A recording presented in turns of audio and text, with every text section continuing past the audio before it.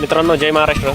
Video बनवण्याचं कारण असं, मित्रांनो, महाराष्ट्र शासनाने 2 लाखापर्यंत शेतकऱ्यांचं कर्जमाफी करण्याची घोषणा केली होती.